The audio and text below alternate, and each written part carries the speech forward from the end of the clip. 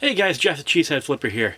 Now, you're like probably sitting there thinking, hey, where have you been? I haven't seen a video from you in a while. Well, my real job is crazy busy right now. Like, I'm working 12-hour shifts, probably 6 days a week actually right now.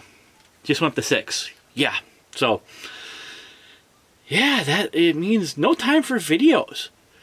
But that brings me up to my topic of today. Should you pre-package your eBay listings? After you make the listing, should you fully package it and get it ready to go? I'll tell you right now, for me, the answer is, oh hell yeah. Because of what I mentioned before.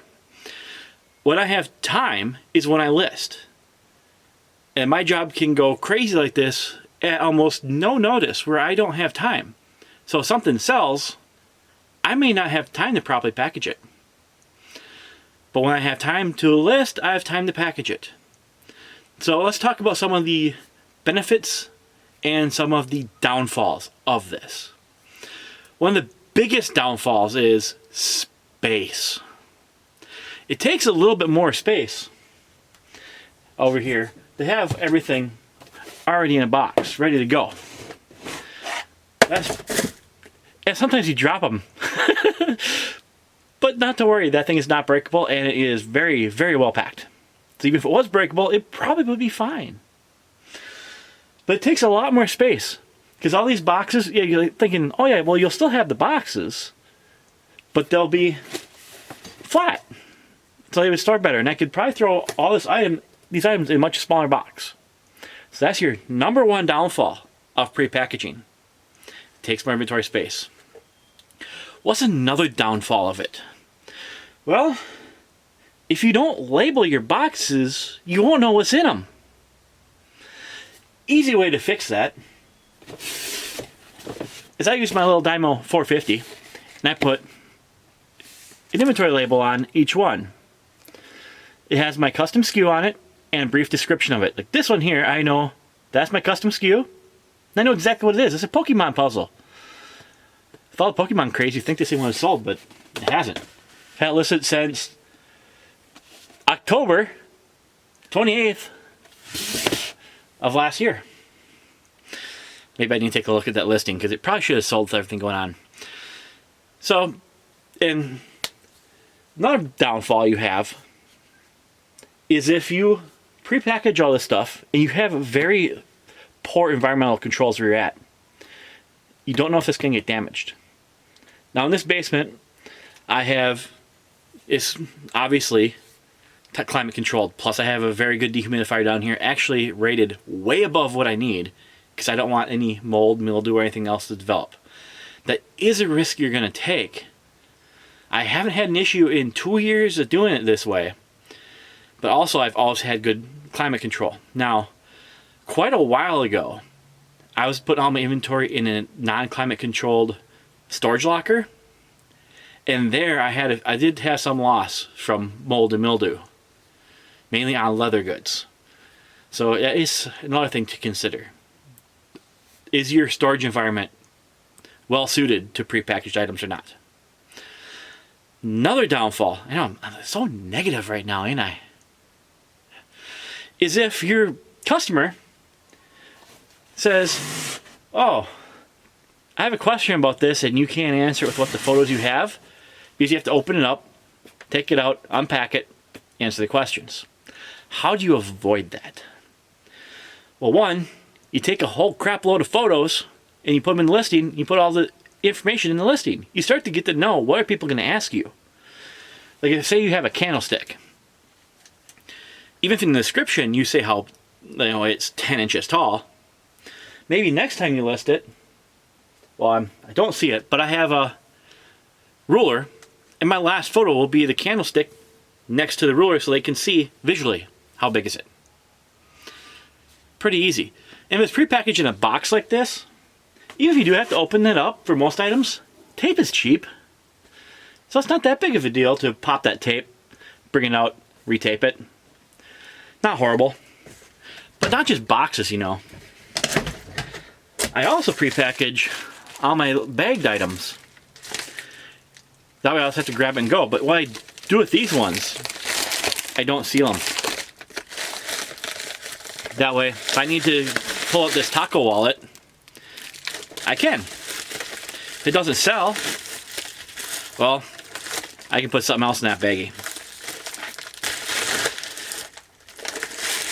Now, you're like, okay, you talked about a lot of disadvantages. What are the advantages? Number one, speed. Speed, speed, speed, speed, speed, speed when you're pulling orders. If I sell this Pokemon puzzle, I print out my label on eBay. If you don't know this at the bottom, you can check a little box where it'll print your custom SKU field directly on your label. If you don't know that, hey, pro tip for you. Then all I have to do is match that custom SKU to my custom SKU. Print off the label, bring it down, match up, slap it on, go. I'll usually yank off my inventory one and go. Really simple and fast. I mean, I can do 10 of these in 5-6 minutes. That way, instead of having, if I had 10 orders, how long would it take me to pull them, pack them, and then ship them?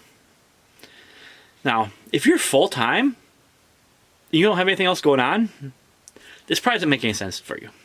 If you're like me, this is a side gig, and especially if your job and life can get absolutely crazy, this can be a huge way to ensure you can still do fast, quick shipping without having to kill yourself. Well, that's another advantage of it. Well, I know I had the box to ship this. I don't have to, oh crap, I don't have a box for this when it sells. It's already in the box. Bonus. Yeah. What's some other advantages of it? Well, especially if something is a pain in the butt to pack, like you have something breakable, you can make sure it's packed properly without rushing. By far, speed is the best advantage of this. Now, what else should we discuss about this? You know, I don't prepackage everything. Like I have like these Faraday bells I sell quite a bit. I have about 300 or 400 of these left, and sometimes I sell one, yeah. But usually when I sell these, they're in quantities, because a quantity listing with a quantity discount. It's also anywhere from 1 to like 30 or 40 at a time. So I'm not going to prepackage, you know, 1 by 1 by 1 by 1 or something like that I have a lot of quantity of. Because I never know how many are going to sell. Like the last time I sold these, I sold 10. Time before that, I sold 1. Time before that, I sold 3. I'm not going to then have, you know, 1, 2, 3, 4, 5, 6, you know, each number package, because in that case, it's silly. But if you're one-offs, it definitely can be a time saver if you're in a situation like me. So, another good thing about prepackaging that I like, personally, I think it stacks better. Yeah, sure, it does take up a little more space, but, you know, I currently have space. But it's so simple. No, and you see like on some of these ones, how I have the sticker actually stuck to it. I'm not doing it that way anymore. Usually what I'm doing it is I'm just, when I print off from my 450, just the back, pull out the backing here, put up there. A little easier to take off than it being. Hey Jeff, just cutting in here, something I forgot to mention in this video is for the other positives of why I prepackage a lot of my goods. And I suggest, especially if you're new, especially if you're a new seller, why you should prepackage a lot of your bigger items. If they're over a pound, prepackage them. I'll tell you why. Because usually, you new sellers, it seems like shipping is a thing that just confuses the crap out of just about everyone. And I see all the time on the Facebook groups, people like, I sold this item for $10. This thing cost me $15 to ship it. What do I do? You should have known that. There's a calculator. If you listen on eBay, there's a little calculator that if you put in the weight and the dimensions, tells you exactly the price ranges, estimates for near, medium, and far shipping. It's stupid easy to use. I'll make a video on it here eventually. But if you prepackage this item, you now, when you're making your listing, will know the exact dimensions of the box, and you can put it on your scale, and you'll know the exact weight of this box. Ready to go, ready to ship. No surprises. None. So if you are often wrong on your shipping and it's costing you more than you thought, or something is going, like you're really struggling with shipping, when you make your listing, pack it up, get it ready to go, put a SKU on it so you know what's in there. Like this right here, this is my SKU number, this is a short description of the item. So this item, I can't read backwards, my SKU number is 21 January 2906, and it's a part for a 4Runner. I don't remember what part it is, but between the two I can figure it out. And the code I use for my inventory system that works for my brain, figure out what works for your brain. So I always go year, month, day, the number of item in order that I have listed it. So this was listed in 2021. In January, on the 29th of January, and was the 6th item I listed on that date. Really simple. It works for my head. And I don't know. It just, for me, it works. Other people do, they do things based on bins. They do like bin A, bin B, bin C, or like they'll label their shelves. Like they'll have like this whole shelving unit will be like shelving unit 1. This will be 1A, 1B, 1C. Whatever works for you, do that. But if you're struggling with shipping, by all means, pre-package so you don't have to worry about it. You won't get surprised. And you can compare not only USPS, FedEx, and UPS using the shipping calculator, which I will do a video on here eventually. Right now I'm in the middle of a move, so I don't know when I'm going to get that one out to you, but I will do it here eventually. Now if it's something like one of these stupid little Kentucky flags that I'm just going to put in a poly bag, which is only going to add like 0.3 ounces, you can just weigh that item and I bet this thing weighs 2 ounces. Let's find out. If you don't have a shipping scale, you need to get a shipping scale. Let's see. Probably work better if I set on a flat level surface. 2.4 ounces. So that's a 3 ounce package. It's still being under 4. So I listed this one. I don't have to prepackage it. I can. Like I do prepackage a lot of things in poly bags and bubble mailers. Just so I can put the SKU on it. I find it easy. But little things that are under a pound, not as necessary. If you're struggling with things, like, you don't know how to box up something like this, prepackage it. You'll never get surprised. Ever. You always know it if you use the eBay shipping calculator. So, this is either going to be the end of the video. If it is, you have a great day. Keep on listing. Keep on selling. Any questions, ask them below. If it's not, I now return you to your regularly scheduled program. Same Cheesehead channel, same Cheesehead time. See ya in a minute or next video. Boy, stuck on there. I used to write on with marker, but I can't read my own handwriting half the time, so it didn't really work that great. So, do you guys prepackage your stuff? If you do, why do you? If you don't, why don't you? I mean, I think I kind of covered a lot of the reasons. Is there any reason I didn't mention?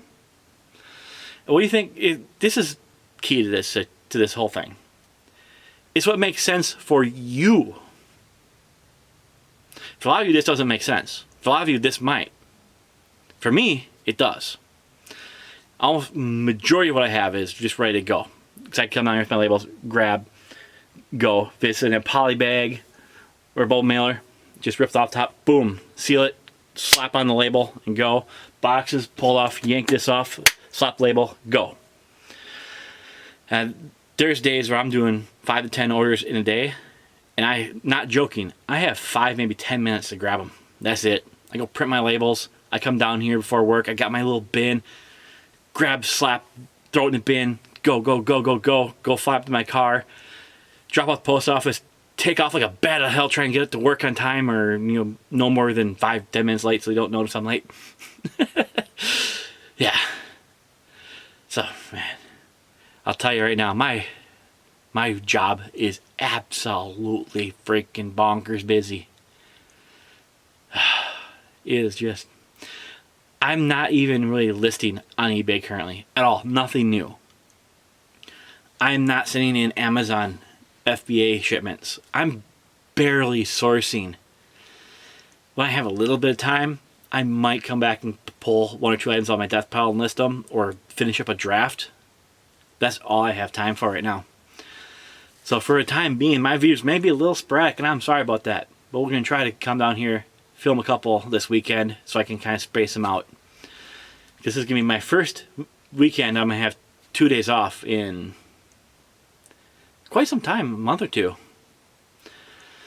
Yeah, so I'm going to try to get a couple videos up, or at least filmed for then. I'm probably going to do any editing or anything fancy. I'm just probably going to do the old school yak to the camera, unedited. Maybe I'll trim this. It's getting a little bit unruly, especially up here. I mean, I'm like a long-haired hippie. Look at that. See if I have time for that. So, keep on listening, guys. Keep on going. Talk to you later.